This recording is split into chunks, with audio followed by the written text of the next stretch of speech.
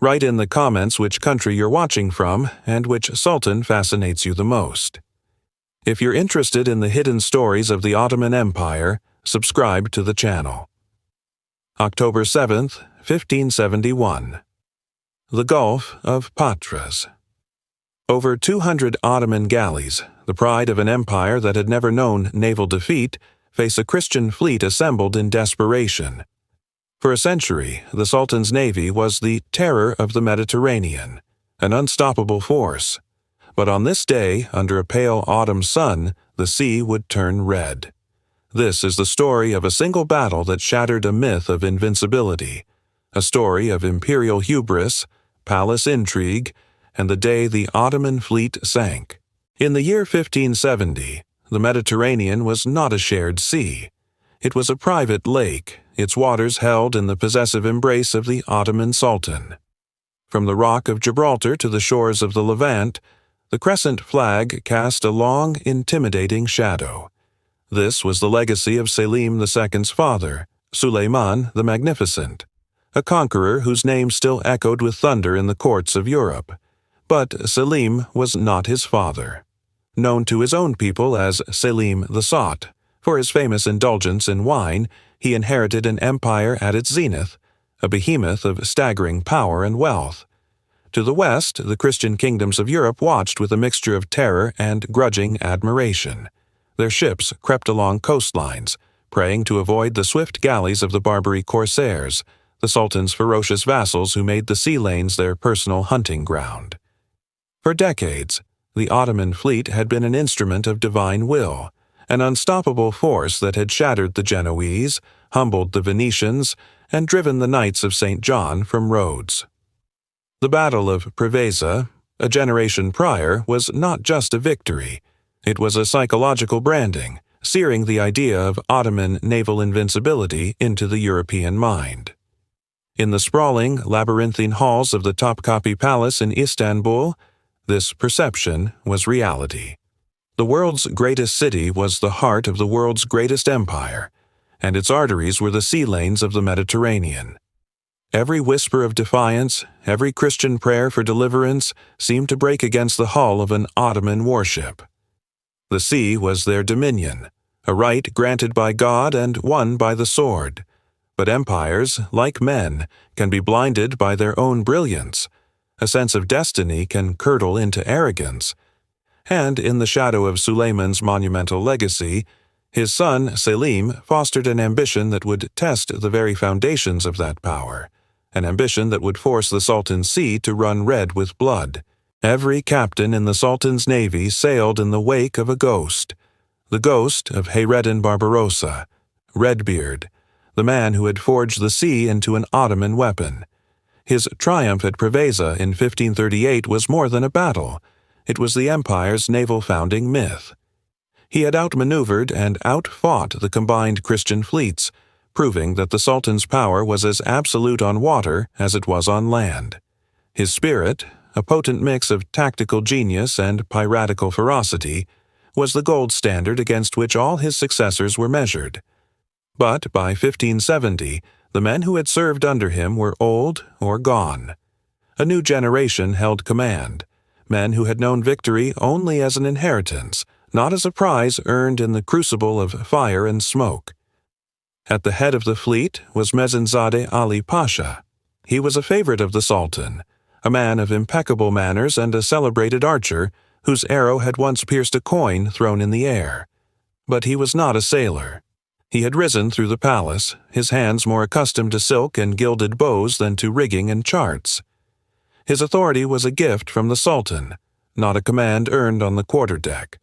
Serving under him were men of vastly different mettle, men like Ulugh Ali, the governor of Algiers.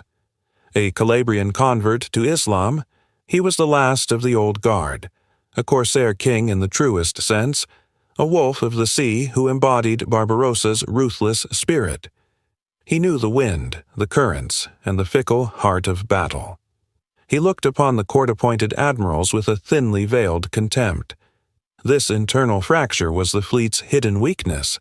It was a magnificent instrument of war, with hundreds of galleys and thousands of elite janissaries. But its leadership was a dangerous blend of inexperience and arrogance, haunted by a legacy they struggled to uphold. The ghost of Barbarossa demanded greatness, but as the fleet prepared for its greatest challenge, it was uncertain if these new commanders were worthy of his shadow. The spark that would set the Mediterranean ablaze was an island, Cyprus, a jewel of the Levant, ruled for nearly a century by the Republic of Venice. In the corridors of Topkapi, the court poets whispered that Sultan Selim II coveted the island for its legendary wine, a vintage fit for a padishah. But the truth was far harder, colder, and more strategic. Cyprus was a Venetian dagger pointed at the soft underbelly of the Ottoman Empire. It sat directly astride the vital sea lanes connecting Istanbul to Egypt, the empire's breadbasket, and to the holy cities of Mecca and Medina. From its fortified harbors, Christian corsairs preyed upon Ottoman grain shipments and the treasure-laden vessels of pilgrims. For the Sultan, the defender of the faith, this was an intolerable affront. The island was also a source of immense wealth, not just from its vineyards and sugar plantations, but from its vast salt pans, a critical resource in the 16th century economy. The war party at court, led by the ambitious Lala Mustafa Pasha, framed the invasion not as a matter of conquest, but of necessity. It was a matter of security, of faith, and of destiny. In the summer of 1570, a massive Ottoman invasion force landed on the island. The Venetian garrisons were overwhelmed. The capital, Nicosia, fell quickly. Only the port city of Famagusta held out, commanded by the indomitable Marcantonio Bragadin. For months, he withstood a brutal siege. When he finally surrendered under a promise of safe passage, Lala Mustafa Pasha betrayed his word. In an act of shocking cruelty, Bragadin was tortured and flayed alive, his skin stuffed with straw and paraded on the admiral's galley. This atrocity was meant to terrorize the West into submission. Instead, it sent a wave of horror and rage through Christendom. The prize of salt and wine had been secured, but the cost was a unified, vengeful enemy. While the war drums beat loudly in Istanbul, one man in the Sultan's inner circle heard only a funeral dirge. Sokolu Mehmed Pasha, the Grand Vizier. He was the last great statesman of Suleiman's era, a man of Serbian birth who had risen through the brutal meritocracy of the Devshirme system to become the most powerful man in the empire, besides the Sultan himself. He was the empire's mind, its steady hand, its memory. And his memory told him that the invasion of Cyprus was a catastrophic mistake. In the quiet, tense meetings of the imperial divan, Sokolu argued passionately against the war. He was not a pacifist, he was a pragmatist. He understood the delicate balance of power that his former master, Suleiman, had so carefully maintained. Attacking Venice, a major Christian power, was not like raiding the Spanish coast or battling the Knights of St. John. It was kicking a hornet's nest. He warned Sultan Selim that such a direct assault on a sovereign Christian state would achieve what had long seemed impossible. It would unite the squabbling, rivalrous powers of Europe, the papacy, Spain, Venice, Genoa, into a holy league. He argued that the empire gained nothing from this war that it could not have achieved through diplomacy, and risked everything, including the fleet itself. But Sokolu's voice of reason was drowned out by the hawks. Men like Lala Mustafa Pasha saw glory and governorships. Others whispered to Selim of his duty to expand the domain of Islam, to outdo his father. They played on the Sultan's insecurities and his appetites. Selim, lacking the iron will of his predecessor, was swayed. He chose the path of glory. Sokolu Mehmed Pasha, bound by his duty, bowed to the Sultan's will and began preparations for a war he knew was a fool's errand. He had given his warning. He had laid out the consequences with chilling clarity. As the victorious Ottoman fleet returned from the conquest of Cyprus, celebrating its triumph, the Grand Vizier alone watched with a sense of foreboding. He knew this was not an ending, but the beginning of a terrible reckoning. The world held its breath when Suleiman the Magnificent, the lawgiver, the shadow of God on earth, finally passed from it. The throne he had occupied for 46 legendary years now fell to a man who had spent his life in a very different shadow, that of his father's immense legacy. This was Selim II. History has not been kind to him, branding him Selim the Sot for his reputed love of wine, a stark contrast to his abstemious predecessors. But to dismiss him as a mere drunkard is to miss the psychological drama of his reign. Selim was the first sultan born and raised entirely within the gilded cage of the Topkapi Palace, never having governed a province or led an army in his father's lifetime. He was a prince of the harem, not the battlefield. He inherited an empire at its zenith, a colossal machine of conquest and administration so vast, so complex that perhaps no single man, not even another Suleiman, could truly command it alone. Selim understood this. Where his father's authority was absolute and personal, Selim's was delegated. He retreated from the daily grind of governance, preferring poetry, hunting, and the sophisticated pleasures of the court. Power did not vanish, it simply flowed into other hands. The most capable of these belonged to the Grand Vizier, the brilliant Serbian-born Sokolu Mehmed Pasha, a remnant of Suleiman's golden age who effectively ran the state. The other great influence was Selim's beloved wife, Nurbanu Sultan, whose sharp intellect and political acumen made her a formidable power behind the throne. Selim was not a warrior sultan, but a patron of the arts and architecture. He was a man who understood his own limitations, a sovereign who reigned but did not necessarily rule. This vacuum of direct martial leadership at the very top created a new dynamic in the Ottoman court, allowing factions to form and ambitions to fester, whispers that would soon grow into a roar for a new, glorious war. Within the ornate walls of the imperial council, the Divan, the fate of millions was decided not by the Sultan's direct command, but by a subtle and dangerous contest of wills. Here, the empire's soul was fought over. On one side stood the Grand Vizier, Sokolu Mehmed Pasha. He was the voice of pragmatism, a statesman who had seen the cost of endless war. He argued for consolidation, for securing the vast borders Suleiman had won, for signing a new, favorable peace treaty with the Habsburgs, and for maintaining the lucrative, if tense, peace with Venice. For Sokolu, the empire was a garden to be cultivated, not a field to be perpetually plowed by cannonballs and janissary boots.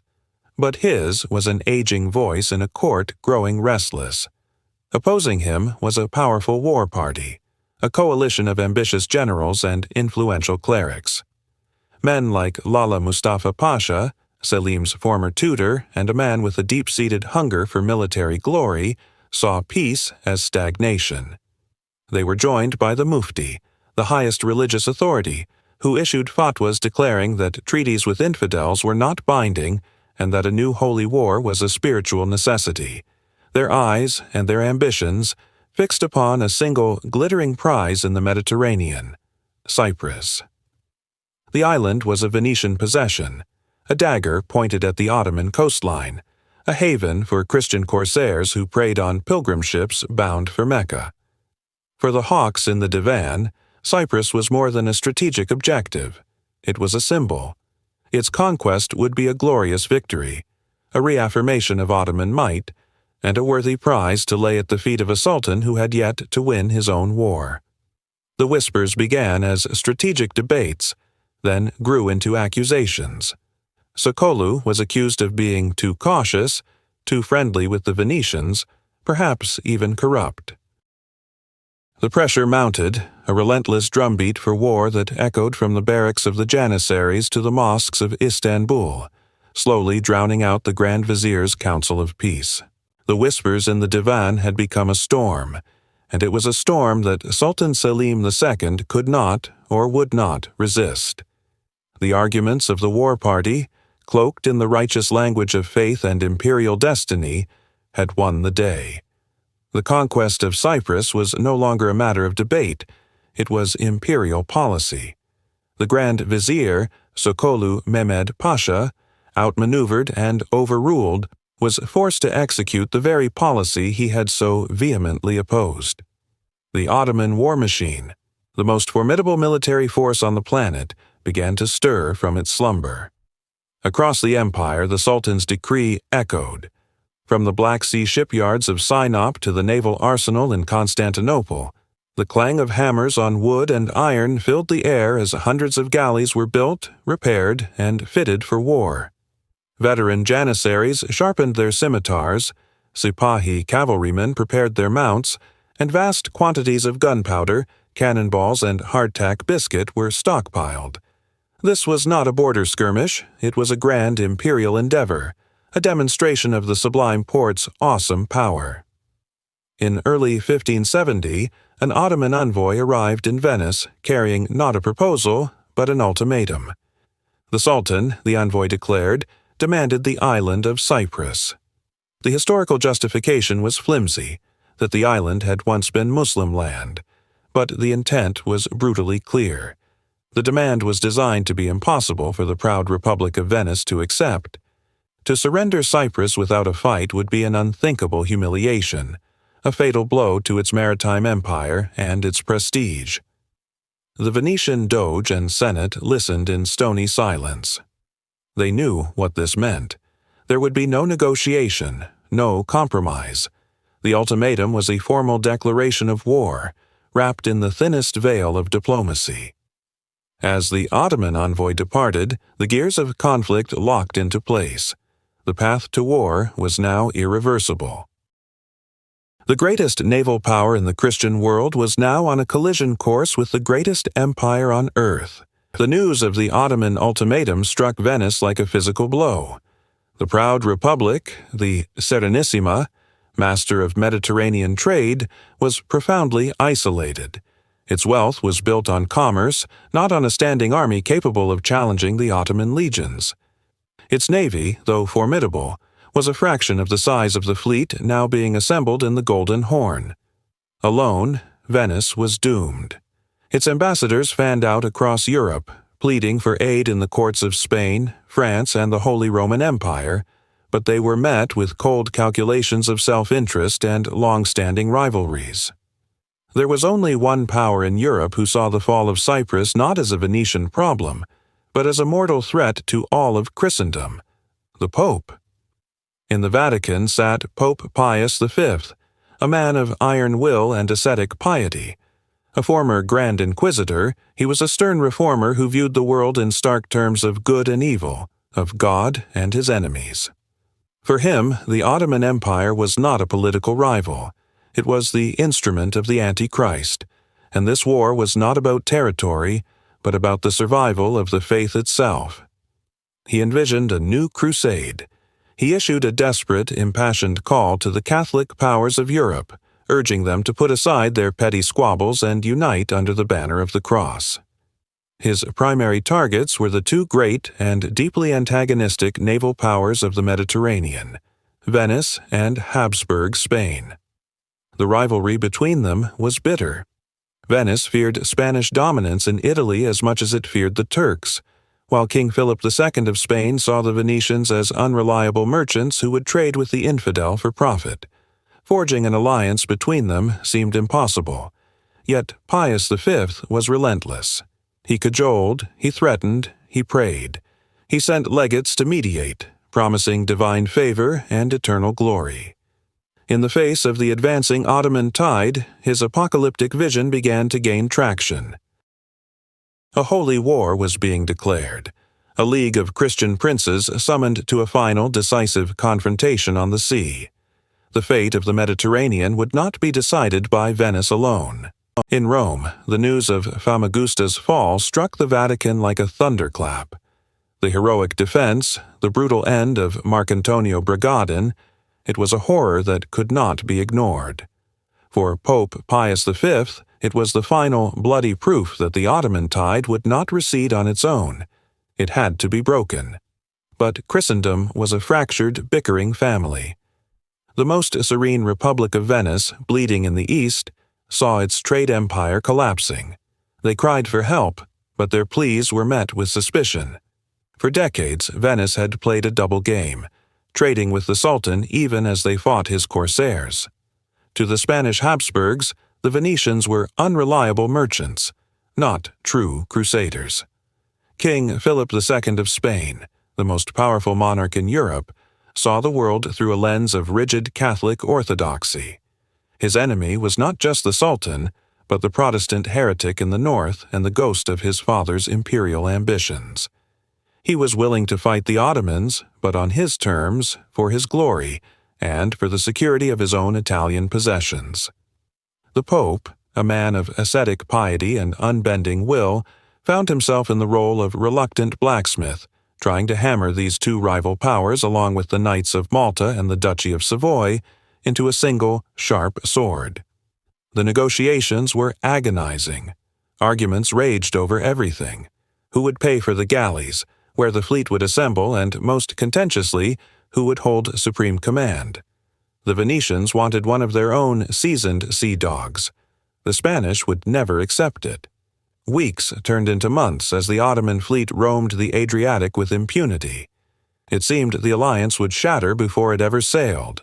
Only the sheer force of the Pope's conviction, his threats of excommunication, and the shared, visceral fear of the crescent held the fragile league together. It was an alliance forged not in friendship, but in desperation, a last, desperate gamble against the abyss. This was never to be just a war of empires. From the very beginning, it was cast in the fires of faith, a cosmic struggle for the soul of the world. In every port from Barcelona to Venice, priests preached a new crusade. Pope Pius V declared a jubilee, promising the plenary indulgence, the forgiveness of all sins, to any man who fought or funded the Holy League. It was a spiritual call to arms that resonated deep within the European psyche. On the docks, as thousands of soldiers and oarsmen embarked, they were not merely joining a fleet, they were becoming pilgrims in armor. Each man was given a rosary, each galley was blessed, and from the flagship of the commander-in-chief would fly a sacred standard of blue damask, gifted by the Pope himself, bearing the image of the crucified Christ. This was to be God's fleet, an instrument of divine retribution. Across the Ionian Sea, an equally potent faith animated the Ottoman forces. For them, this was Gaza, the holy struggle against the infidel that had propelled their empire from a small Anatolian beylik to the master of 3 continents. The call of the muezzin from the flagship was a reminder of their sacred duty. Their commanders invoked the names of the great warrior sultans and whispered prayers for the glory of Islam. On Ali Pasha's flagship, the Sultana, flew a banner of immense spiritual power, a great green standard embroidered in gold with verses from the Quran and the name of Allah repeated thousands of times. It was believed to be a banner of the Caliphate, a symbol of the Sultan's spiritual authority over all Muslims. For the janissaries and sailors aboard those ships, to die under that banner was to achieve shahadat, martyrdom, and be granted immediate entry into paradise. 2 worlds, 2 faiths, 2 conceptions of God and destiny were sailing towards each other. It was a clash where every cannonball would be a prayer and every death a sacrifice. To lead this fractious, volatile, and holy armada, the League needed a commander. The choice fell upon a man whose very existence was a state secret for much of his life, Don John of Austria. He was the last illegitimate son of the great Holy Roman Emperor Charles V, born of a fleeting affair with a German singer. Hidden away in a Spanish village, he was a prince ignorant of his own bloodline.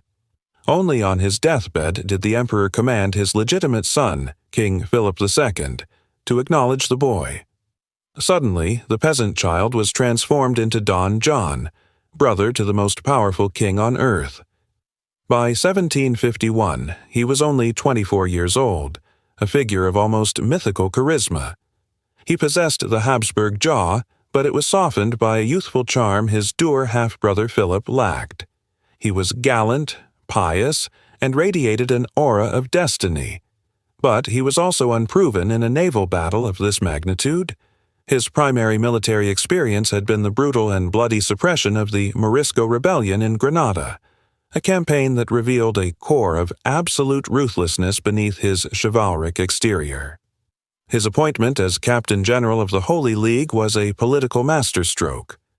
As a Spanish prince, he satisfied Philip II. As the son of the legendary Emperor Charles, he carried a prestige that transcended national rivalries. Yet his task was monumental. He had to command veteran admirals decades his senior, men like the 75-year-old Venetian, Sebastiano Venier, and the Genoese Gianandrea Doria, who viewed this Spanish upstart with deep suspicion. He had to be a diplomat, a strategist, and an inspiration. For the thousands of men who saw him ride into the harbor at Messina, cloaked in gold and steel, he was the living embodiment of the crusade, a young, righteous warrior prince chosen by God to lead the forces of light against the darkness from the east. The man chosen to face the Prince of Christendom was not a man of the sea. Muezzinzadeh Ali Pasha was a creature of the court, a favorite of Sultan Selim II. His name, Muezzinzadeh, meant son of a muezzin, a testament to his humble and pious origins. He had risen through the labyrinthine politics of the Topkapi Palace not through naval genius, but through loyalty and devotion. He was handsome, brave, and a fine archer, but he was a courtier, not a corsair. He lacked the salt-caked experience of the great sea wolves who had built the Ottoman Navy, men like the legendary Barbarossa Hayreddin Pasha. This appointment was a symptom of a creeping sickness in the Ottoman system, where favor began to outweigh merit. The weight upon Ali Pasha's shoulders was crushing. He commanded the largest and most magnificent fleet the Sublime Porte had ever assembled, a terrifying projection of imperial power. He was entrusted with the sacred green banner of the caliphs, a relic so holy it was said to guarantee victory to those who fought beneath it. The expectation from Istanbul was not merely for a victory, but for an annihilation of the Christian fleet, a triumph that would cement Ottoman dominance for a generation. Within his own command, there was dissent. The seasoned veterans, particularly the formidable Uluç Ali Reis, the governor of Algiers and a corsair of unmatched skill, urged caution. Uluç Ali, a Calabrian convert to Islam, understood the sea and the enemy. He advised Ali Pasha to avoid a decisive fleet action, to use their superior numbers to raid and wear the enemy down. But Ali Pasha was surrounded by younger, more aggressive commanders who saw any caution as cowardice. Trapped between the Sultan's immense expectations and the conflicting advice of his subordinates, Ali Pasha made a fateful choice. He would trust in the size of his fleet, the valor of his janissaries, and the holy power of his banner. He would seek a glorious, decisive battle, a battle that would either make him a hero of the empire or seal his doom. By late September of 1571, the mightiest fleet the Ottoman Empire had ever assembled lay at anchor in the Gulf of Patras, a deep, brooding inlet of water guarded by steep, unforgiving mountains. They were sheltered near the port of Lepanto, a name that would soon be seared into the memory of empires. The air itself seemed heavy with anticipation. On the decks of hundreds of galleys, the victors of Cyprus waited. They were confident, perhaps dangerously so. The conquest of that Venetian stronghold had been brutal and total, a testament to the Sultan's unyielding will. For the men who had seen Famagusta fall, the Christian fleets rumored to be gathering to the west were a nuisance, not a threat. At the heart of this floating city of war was the Grand Admiral Muezzinzadeh Ali Pasha. He was a court favorite, a man who had earned the trust of Sultan Selim II not through naval command, but through loyalty and piety. He was not a man of the sea. His flagship, the magnificent Sultana, was a symbol of his status, a floating palace of imperial power, but its captain lacked the salt-worn wisdom of a true mariner. This fact was a source of deep friction within the Ottoman command. Arguing for caution was Uluç Ali, the governor of Algiers. A Calabrian convert to Islam, He was a corsair of legendary skill and cunning. He knew the sea's treachery and respected the Venetians' naval prowess. He urged Ali Pasha to avoid a direct confrontation in open water, to use the coastline and the islands to their advantage, to harass and weaken the enemy, not meet him head-on. With him stood Mehmet Pertev Pasha, a seasoned general who understood the logistics of a large-scale engagement. He warned of overstretched supply lines and the unpredictable nature of a decisive battle, but their counsel fell on deaf ears. Ali Pasha was bound by the Sultan's decree: find and destroy the Christian fleet. His pride and his fear of appearing weak before his sovereign overrode the prudence of his subordinates. The decision was made. They would wait. They would fight. In the quiet waters of the Gulf, fate was being sealed not by strategy, but by hubris. To witness the Ottoman fleet at Lepanto was to witness the zenith of a naval tradition. It was a forest of masts and a sea of oars, a crescent of power that had dominated the Mediterranean for a century. Over 200 galleys and smaller galleots formed the line, each a sleek instrument of war designed for speed and ramming power. Their stern castles were ornately carved and painted, flying the horsetail standards of the pashas and the crimson banners of the sultan. At the center of it all, Ali Pasha's sultana was a masterpiece of naval architecture, its gilded woodwork gleaming in the autumn sun, a testament to the immense wealth of the empire. On the decks, the elite of the Ottoman military stood ready, janissaries, their muskets polished, their resolve hardened by years of conquest, sipahis of the port, cavalrymen fighting as marines, and archers, whose composite bows could send a storm of arrows into an enemy ship with terrifying speed and accuracy. This was the brilliant, terrifying face of Ottoman power, a vision of discipline and martial splendor. But this magnificent war machine was powered by a dark and brutal secret. Below the decks, hidden from the sun, was the true engine of the galley, the slaves. Tens of thousands of men, mostly Christians captured in raids and wars, were chained to the rowing benches. Their bodies, scarred by the lash and wasted by hardship, were the pistons that drove the fleet forward. Their existence was a living hell of endless toil, their only rhythm the beat of the overseer's drum. This stark contrast between the opulence on deck and the misery below was the central paradox of the Ottoman galley. It was a weapon of immense strength, yet it carried its greatest vulnerability within its own hull. For every janissary who fought for glory and faith, there was a slave who prayed for deliverance, a man whose liberation could only come from the fleet's utter destruction. This city of steel and silk was built upon a foundation of despair. On the night of October 6th, a profound stillness fell over the Gulf of Patras.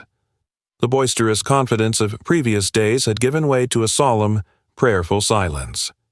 Lanterns and torches cast a flickering, ghostly light across the water, illuminating the faces of men contemplating their mortality.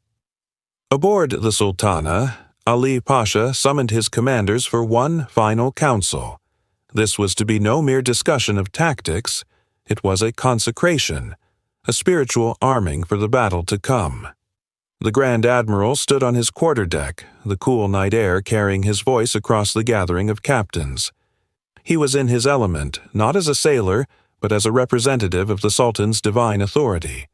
He spoke not of wind or currents, but of destiny.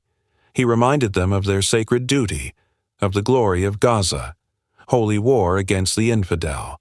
He invoked the fresh memory of Cyprus, portraying the victory as undeniable proof of Allah's favor. He promised them that their cause was righteous, their triumph preordained. To fight was to serve God. To die was to enter paradise as a martyr. To solidify his words, he unveiled the fleet's most sacred treasure, the great green banner of the caliphs. It was a massive standard of green silk, embroidered in gold with verses from the Quran, and the name of Allah repeated thousands of times. This was not just a flag. It was a physical link to the Prophet himself, a symbol of the caliphate's legitimacy and power. As he raised it high, a wave of religious fervor swept through the assembled officers. Their doubts were momentarily burned away by the fire of faith. Yet, in the shadows, men like Ulugh Ali watched with a grim pragmatism. They knew that banners and sermons did not stop cannonballs. They knew the enemy they faced was desperate and well-armed. As the captains returned to their ships, the sermon's echo filled their minds. They were armed with faith, but they were sailing toward a storm of steel, and for many, this night would be their last on earth. The day began not with the cry of a war horn, but with the call to prayer. As the first light of dawn broke over the mountains rimming the Gulf, the sound of the muezzin echoed from the sultana, taken up by ship after ship in a cascading chorus of devotion. It was a moment of profound unity, the sound of an empire steeling its soul for battle. But the prayer was barely finished when the lookout's cry shattered the morning calm. Kafirler!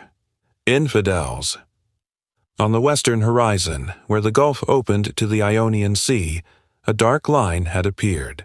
It was a forest of masts, far more numerous than their spies had reported. The Holy League had arrived. A jolt went through the Ottoman fleet. The time for debate was over. Ali Pasha, ignoring the last-minute pleas of his advisers to refuse battle in the open sea, gave the order. The great green banner was unfurled, a defiant signal to the enemy. Across the fleet, the rhythmic, thunderous beating of the drums began. It was the signal for the slaves to pull. The giant oars, the scalocchio, dipped into the calm water, and the galleys began to move. Slowly, then with increasing speed, the vast armada surged forward, exiting the protective confines of the Gulf. They formed a magnificent, terrifying crescent, over 3 kilometers from tip to tip, an arc of wood and steel designed to envelop and crush its enemy.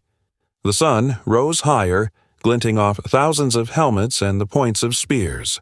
The sounds swelled into a deafening roar, the relentless pounding of the drums, the creak of oarlocks, the churning of the water, and the first war cries of the Janissaries tasting the salt air. Ali Pasha had made his choice.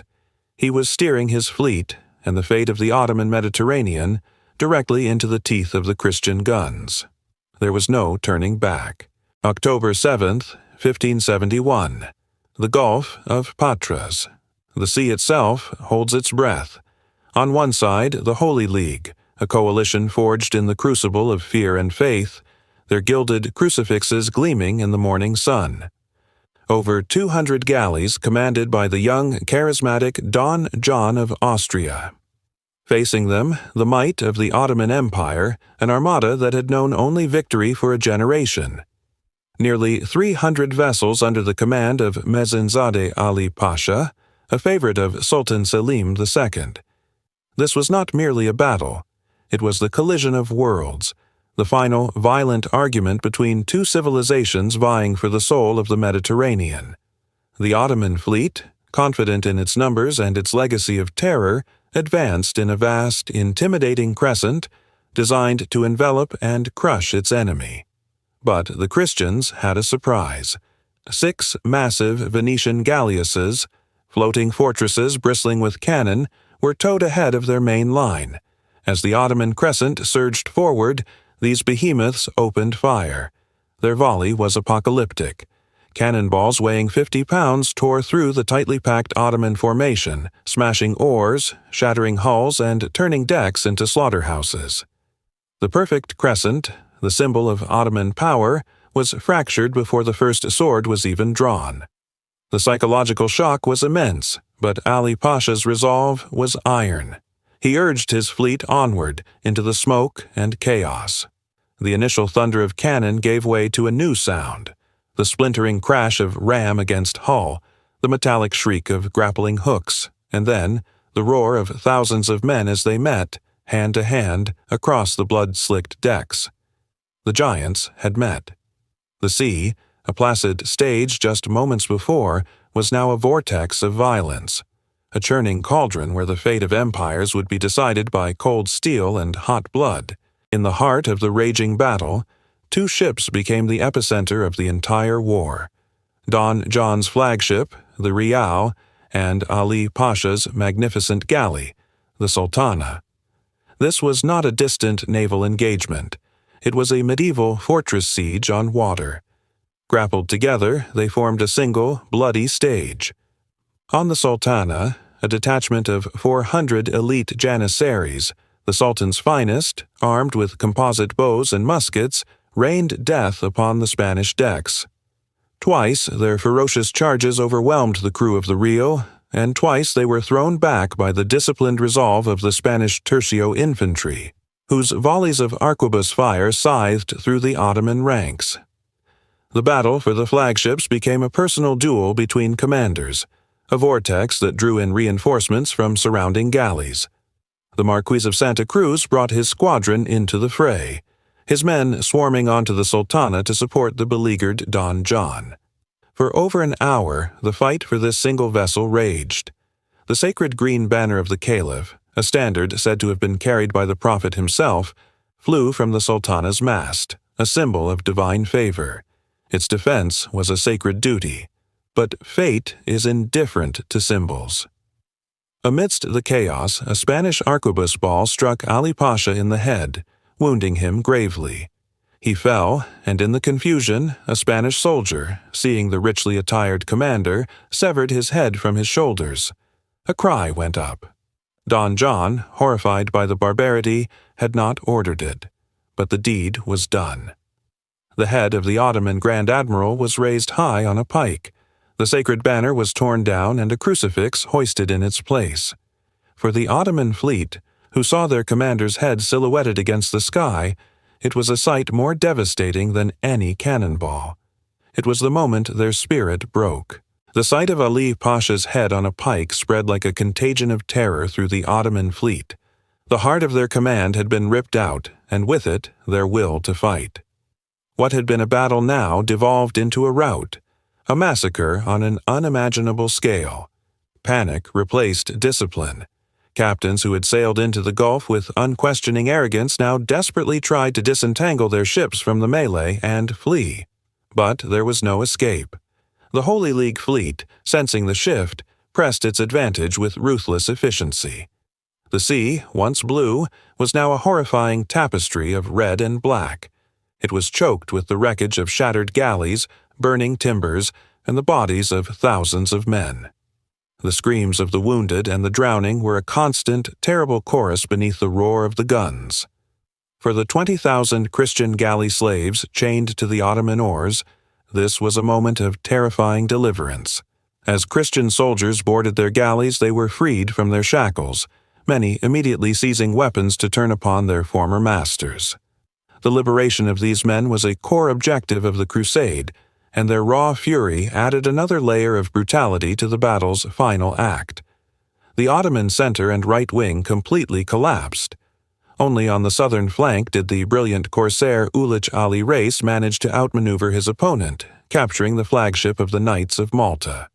But seeing the utter disaster in the center, he knew the day was lost. Gathering what few ships he could, he executed a masterful fighting retreat, the only Ottoman commander to return to Constantinople with his honor, and his squadron, largely intact. But his success was a footnote to a catastrophe. By sunset, the Gulf of Patras was a graveyard. Over 200 Ottoman ships were sunk or captured. 30,000 of the Sultan's men were dead or taken prisoner. The myth of Ottoman invincibility at sea had been shattered, drowned in a red sea of their own blood. When the news of Lepanto finally reached the gilded halls of the Topkapi Palace, it was met with stunned disbelief. The invincible fleet, the pride of the Sultan and the terror of Christendom, had been annihilated in a single afternoon. Sultan Selim II was plunged into a state of shock and grief. The loss was not just military. It was a profound blow to the empire's prestige, a stain on the honor of the House of Osman. Yet, in this moment of crisis, one man remained unshaken, the Grand Vizier, Sokolu Mehmed Pasha. A man of immense intellect and pragmatism, he saw beyond the immediate devastating loss. When a European diplomat, gloating over the victory, came to see him, Sokollu delivered one of the most famous rebukes in the history of diplomacy. "You have come to see how we bear our misfortune," the Grand Vizier stated calmly, "but I would have you know the difference between your loss and ours. In wresting the kingdom of Cyprus from you, we have cut off one of your arms.